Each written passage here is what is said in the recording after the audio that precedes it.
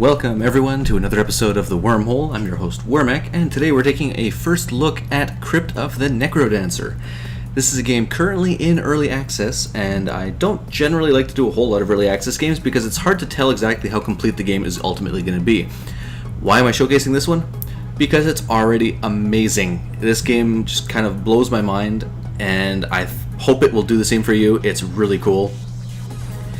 This is a game by Brace Yourself Games, and it's self-published by Brace Yourself Games, as well as with Clay Interactive, or Clay, or rhymes with play. That's their slogan. The music of this game, which is one of the big selling points, is by Denny Baranowski, who is of renown for Super Meat Boy and Binding of Isaac, are his two most popular games that you would probably recognize the music from. You're hearing some of it right now in the background. It is amazing. It makes my ears just so happy. I love every level of this game. The music is the best part, which is good because this is a music rhythm game. But not any music rhythm game. No. This is a roguelike dungeon crawling music rhythm game. You'll see what I mean in just a moment. Let's dive in. So this is the main kind of hub of the game. This is where you go whenever you die, because when you die you get sent back here. And similar to roguelike or roguelite type of games, depending on your preferred term, you keep a little bit of progress between, so it's not a true rogue style game, but you get some money and some gems and stuff so you can upgrade, increase your health over time, unlock new items that can only potentially show up in the chests and stuff. So it's a little bit more hardcore than some of these style of games where eventually you can just kind of keep repeatedly leveling up and get through things. But okay, let me explain a little bit about what's going on the screen, because this is kind of important. So at the bottom you're seeing that beating heart. The story of this game is that you have fallen into this dungeon. You are a woman who was exploring for some reason, and you fell in, and this guy, known as the NecroDancer, has stolen your heart. And you are now cursed to the beat of the music. You are irresistibly drawn to the beat, as are all the enemies in his dungeon. He's got a little bit of a thing for rhythm, it seems. So the lines coming in are the beats, and essentially you can only move and do actions on the beat. So as your heart actually beats is the only time you can do it. So here you do beat, beat, beat, beat, beat, beat, beat, beat. Works basically just like this. Now, this is important because as you play through and kill enemies, you will earn multipliers, and those multipliers are essentially only usable as long as you don't miss a beat, like I just did there. So you can see if I just try and mash the button, I'm just missing everything and I'm barely getting to move. You cannot button mash this game, and unlike some roguelikes, enemies will move whether you move or not, but only on the beat as well, and they do all of their own patterns. So obviously I'm going to be pretty terrible at playing this while I'm trying to commentate it live, so expect me to not be doing my most awesome. So this is one of the shops that you can get as you kind of go through. You can see I have gems up in the top right corner. That is essentially how much currency you have to do out of game stuff. The coins are just during the gameplay thing, so I could actually, if I wanted to, get a holster. I don't know what that does because the game doesn't tell you, so you can potentially unlock something that's not particularly helpful. There are characters you can unlock, and it does support local co-op, as you can see there. I've actually played this for quite a while already, but I'm pretty awful at it, and I have not been able to get super far. Now there is like a hardcore seeded mode, and they have some daily challenges that you can do where everyone kind of runs through and you have one shot to try and get as far as you can. The general game has 4 areas, as you can see there, and they do have a dance pad mode at the bottom, but the dance pad, I don't have a dance pad, I'm just playing using a keyboard. All the keys are entirely using the arrow keys, so up, down, left, and right. There are more advanced combos that you can do, but they're all done with those same buttons, so things like down and left might trigger an item, or up and right is a spell, and that kind of thing. So let's jump in. So each floor has its own music, and some of the key things for this is, as you can see in the top left, you start with a bomb, a shovel, and a basic dagger. The attacks are all done when you move into an enemy, or move towards an enemy in a range that they can be attacked from. And likewise, enemies will attack you if you are in their attack range. Not every enemy is a one-space attack, and so on. The shovel is used to break through walls like so. Now, there's a lot of calibrations you have to do to make sure that the latency of the video and the sound matches for your game. So I've done that, and it seems to be pretty good. And there you go, your little disco floor. So certain enemies will have different reactions to things. For example, these blue blobs, ow, only move up and down one space. The greens do absolutely nothing and just sit there and take hits. Monkeys are sucky. One of the hardest things in this game is to not panic. It seems like it should be a no-brainer, but even though there's only the specific beats, if you screw up your beat, you can very easily kind of screw yourself. Now, I just upgraded my weapon. As you can see, the old weapon is still there, so I can swap back if I take something I don't want, which is nice. And this is all based on the gold currencies, so if I wanted to, I could get some armor, and I think I actually will. And he gets really happy when you buy stuff, and he will sing. Every floor has its own gold shop like that, which is nice, so there's always some kind of a shop you can go to. So now I can hit in this kind of 3-line pattern, which makes things much easier. Pretty much every weapon that I've seen so far is a straight improvement over the basic ones. That's not a good room. That's all floor traps that'll hurt me. Oh no. I need to move away from this bat. This is, I think... Okay, that was the boss. So each floor has its own boss that you have to kill to be able to move on. I had never seen that one, so I wasn't sure what exactly it would do. So far I fought a minotaur and a dragon, and now that bat. So I'm just going to move on down just to get this moved along a little bit further and show it off here. So you do get a coin multiplier each time you kill enemies up to a certain amount, and that is kind of a key to being able to afford good items.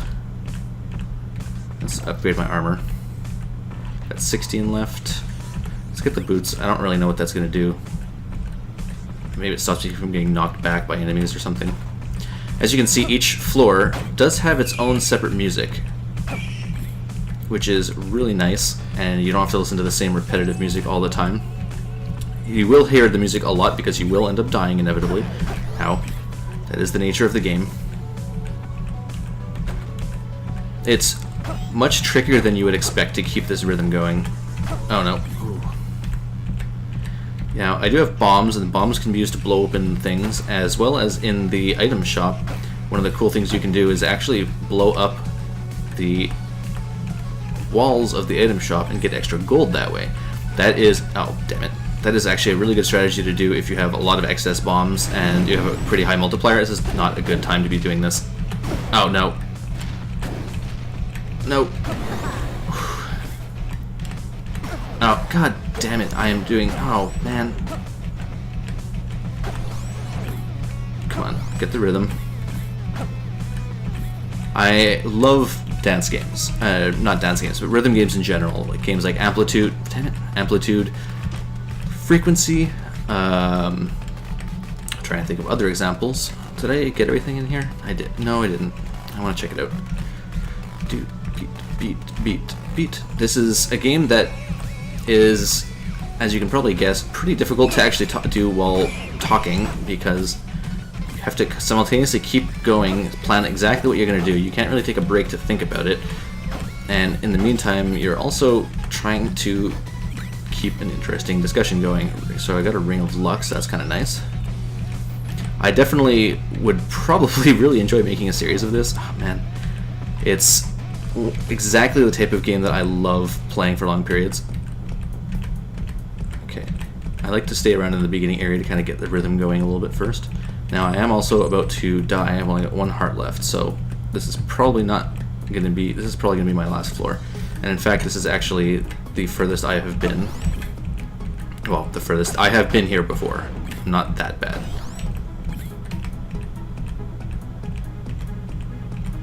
So, okay, you can see over there, there's the shop.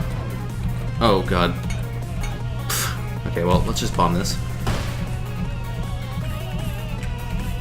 It's not what I was expecting it to do at all. Let's get some empty double... that's not quite as useful as I thought it would be. Now, I can get the whip. I think I will. Glass whip. That's not going to be all that good, is it? I don't really... oh, damn it. Oh, damn. God. I really like the whip weapons, as they kind of let you swing out a lot further than you would expect sometimes. Ow. Oh, great. I have no weapon. Well, okay, so glass weapons are not very good. Don't take glass weapons, apparently. That's the first time I've seen one, actually. So it gives you a little replay. It tells you what you were killed by, which is kind of cool. You get a little coin score. You can watch the full replay if you want to. And you can go back to your lobby or return to start. I'm going to go back to the lobby. So this is the Dungeon Master. This is where you can actually upgrade things. So you can increase, for example, the number of chests that appear for floor. Give yourself a bonus coin multiplier as your default so you can get upgrades a bit faster. Merlin over here lets you unlock new spells. Hephaestus unlocks new equipment. So I'm actually going to buy this drumstick because that's a life-giving thing, and I kind of would like to not be dying all the time. This side here, the Beastmaster. These are all characters you find and you have to rescue them. They're trapped in a cage and you have to free them from the cage to actually progress. So this here is just essentially trains you against the enemies. This lets you train against the bosses, so you can choose to be mini bosses or bosses. Let's see, can I actually access any bosses? Okay, no, so you have to pay money to unlock them to be able to practice, which I guess is fair enough. Otherwise you could easily get some stuff. Now there are obviously more characters below. There's 2 other rooms that I haven't unlocked yet. This is where you can kind of choose the things. So it looks like it's only showing me the ones that I've actually encountered, which is cool.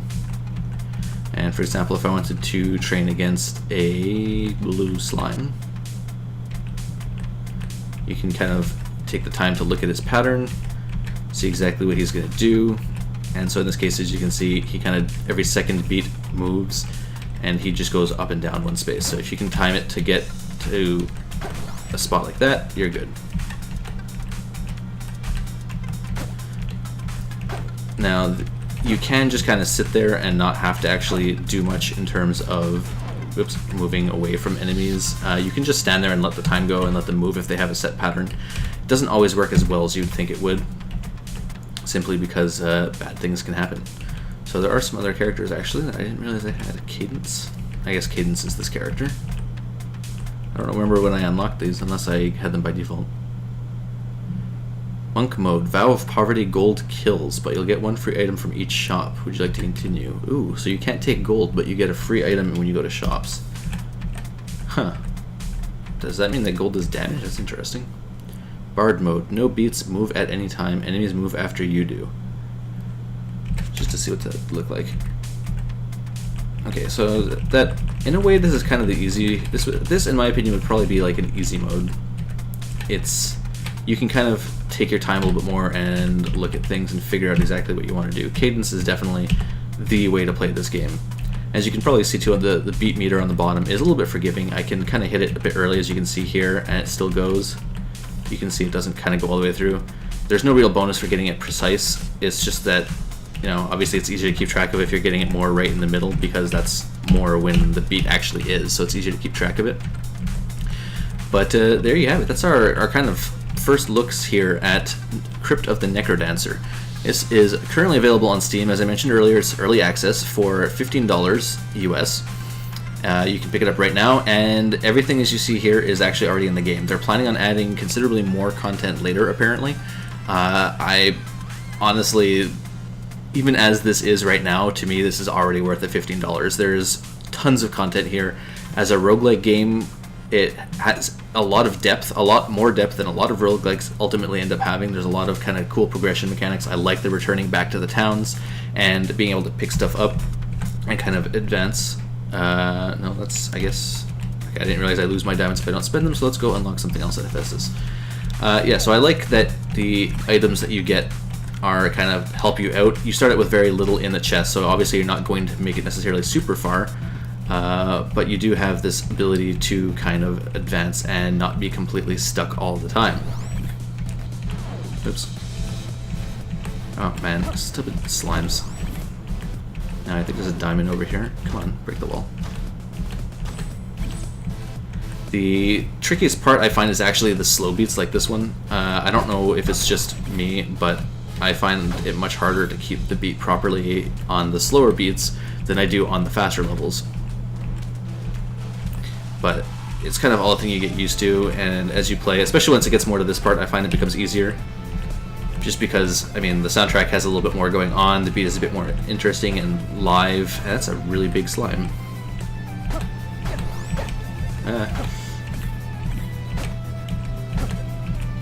Keep just following him along and stabbing him. It's a big pile of coins.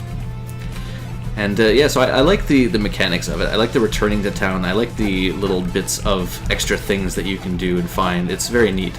The skeletons, by the way, if you're curious, they only move when they raise their arms.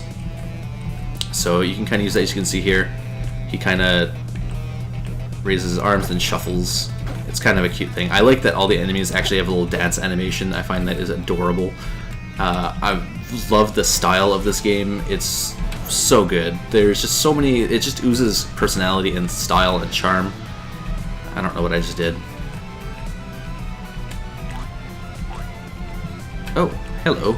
I can see through the wall, apparently. Obsidian dagger. I kind of like the spear, to be completely honest. Every weapon has its advantages. The obsidian dagger, I'm not sure exactly what that does for me. But I like the extra range. That kind of is a huge benefit in a game like this, as you may well be able to imagine. Poor Bat is kind of stuck. He doesn't normally loop like that. But I have a lot of coins. Holy cow. So I guess the war thing that I got... Oh no, I have the monocle. Where did I get a monocle? Well, whatever. The monocle at least is showing me where I can go and what I can get in the chests, which is pretty nifty. Let's go with the whip. I don't know, do I want the whip? I don't know enough about all the weapons to know what's necessarily kind of the optimal choice. Don't screw up your beat. I think I'm actually going to switch back to the spear, to be honest. The whip. Sometimes the whip seems to attack straight ahead for quite a distance. Other times it seems like it can only attack one space. I don't really know what exactly the deal is. I'd have to use it more to see for sure. But the spear is in general just a pretty solid weapon. Oh, shoot. I did not know there was fire dragons. This is not good. I'm actually just going to go through here.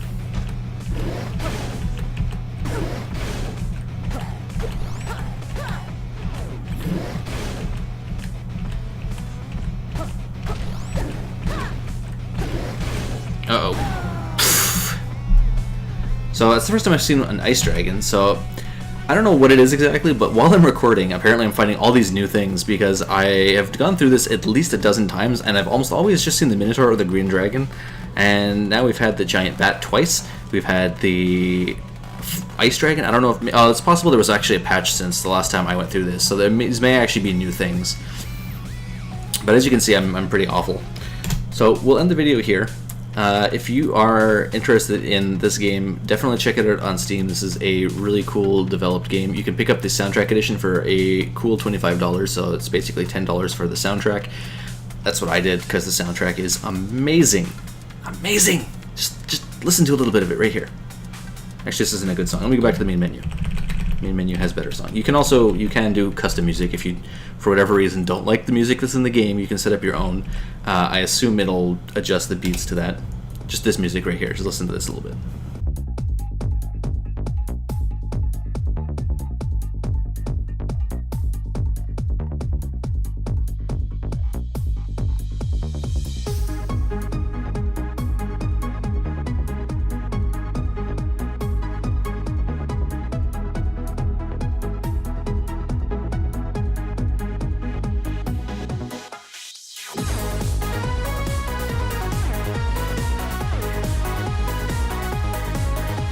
That right there, that's what I'm talking about. This is definitely worth your time in my opinion. I strongly recommend anyone that is even remotely interested in this, check it out. You will probably not be disappointed. The controls may be a little bit fiddly at first. Definitely take the time to go through the customization in terms of the latencies and things like that to make sure that it is properly configured for your setup. I know I had to go through the thing a few times because I kept finding it was not quite right and kind of fiddling with it a little bit, but now I've got it at a point where I feel very comfortable playing it when I'm not talking, because the talking ruins everything. But It's cool. It's really cool. Check it out, guys. Please do. All right. So until next time, that's Wormick heading out. I'm gonna learn from Indiana Jones and not take that idol just yet.